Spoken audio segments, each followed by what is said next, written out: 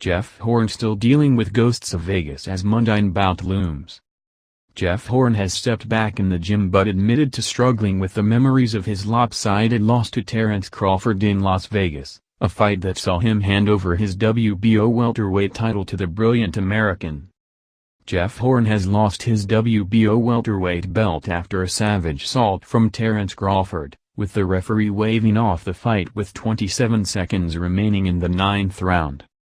Horn has started preparations for what will likely be a fight against Australian veteran Anthony Mundine. November has been nominated as the month, with either Suncorp Stadium or the Brisbane Entertainment Centre being sounded out as options.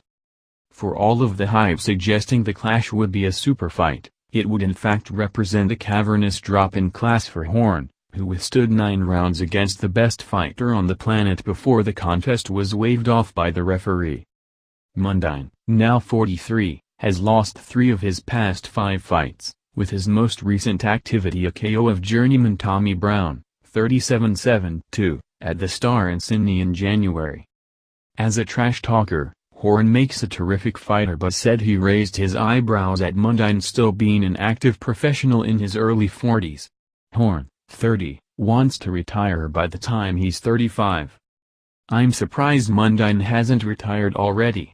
If he wants to do something and the money is right, it is called prize fighting for a reason," Horn said. "The Mundine fight is on the table now and I don't see it as an easy fight. But I see it as an easier fight than the guys I could be taking on at the world stage and it will pay better. It all depends on if Australia wants to see it."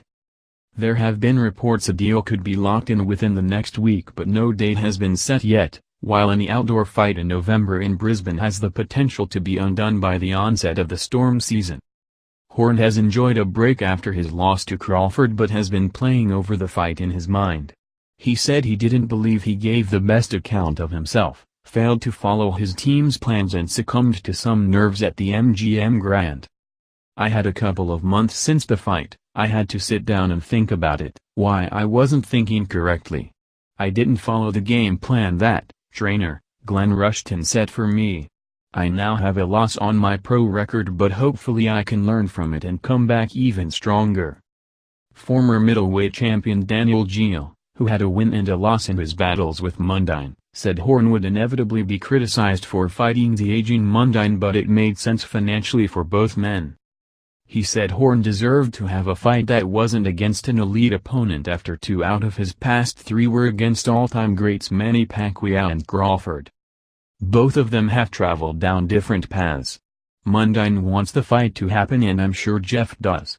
He knows out of all the fights he can take it's one of the easier options. And he probably deserves a fight not against one of the best in the world, Geale said. Mundine's not bad but he's probably past his best now.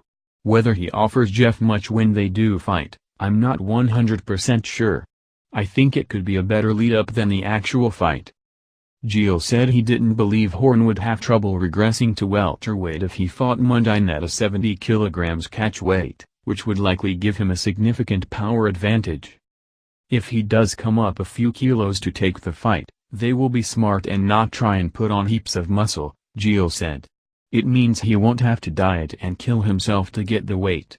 He'll be strong. At 70 kilograms, Mundine isn't super strong. It all falls in Jeff's favor I believe. Now